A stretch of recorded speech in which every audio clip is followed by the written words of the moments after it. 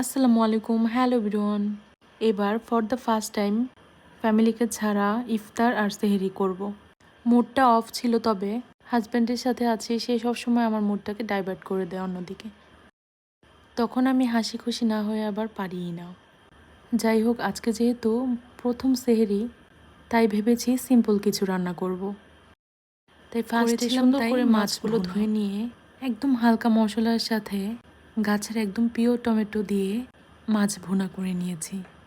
রান্নাটা আমি একটু লেট করে বসিয়েছিলাম, কারণ এর আগে আমি তারাবির নামাজটা শেষ করে এসেছি। তাই রান্না শেষে তো আবার ঝটপট ঘুমিয়ে পড়তে হবে, যেহেতু সেহরির টাইমে উঠতে হবে।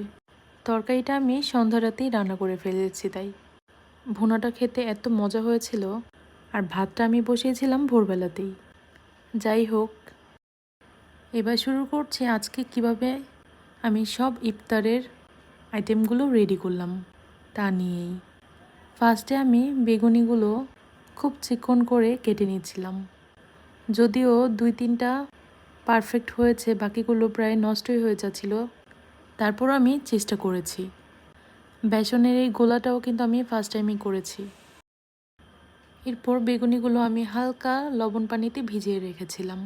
এতে করে সারাদিন ভিজিয়ে রাখলে খুব পারফেক্ট হয় আর খেতেও টেস্টি হয়। ভাজার ঠিক আগ মুহূর্তে পানিগুলো ঝেড়ে ফেলে নেব আর বেসনের কোটিং দিয়ে ভেজে নেব। এরপর 3টার দিকে আমি সব রান্না বসিয়ে দিই।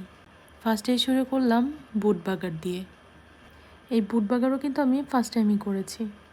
এখানে কিন্তু শুধু বুট না, বুটের সাথে ডাবলিও ছিল। এরপর আলুগুলো চটকে নিলাম ডিম চপ আর আলুর চপ বানানোর জন্য। ফার্স্টে আমি ডিমের চপগুলো শেপ দিয়ে নিয়েছিলাম, সাথে আলুর চপও বানিয়ে নিয়েছিলাম।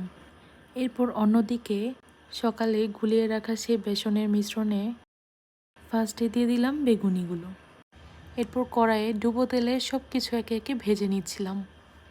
ফার্স্টে দিয়ে দিয়েছিলাম ডিমের চপ আর বেগুনিগুলো, আর তারপর ভেজে নিলাম পেঁয়াজু।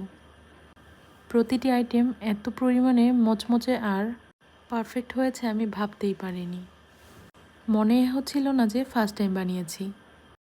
আর আমার হাজব্যান্ডও খুব প্রশংসা করছিল খেয়ে। তবে ডিমের চপগুলো একটু ভেঙে গিয়েছিল। এরপর সবগুলো আইটেম ঝুড়ি ঝুড়ি করে বাগার দেওয়া বুটের সাথে মাখিয়ে মুড়ি মিক্স করে নিলাম ইফতারের ঠিক কিছুক্ষণ আগ মুহূর্তে। সাথে কিন্তু কিনে আনা জিলাপিও দিয়েছিলাম। মুড়ি মাখাটা খেতে খুবই মজা হয়েছে। বাই দ্য ওয়ে, আপনারা কি মুড়ি মাখানোর সাথে জিলাপির পক্ষে না বিপক্ষে অবশ্যই জানাবেন। প্রথম ইফতার আর সেহরি কার কেমন হলো, আর কে কে এরকম একা একা ইফতার করলেন অবশ্যই জানাবেন।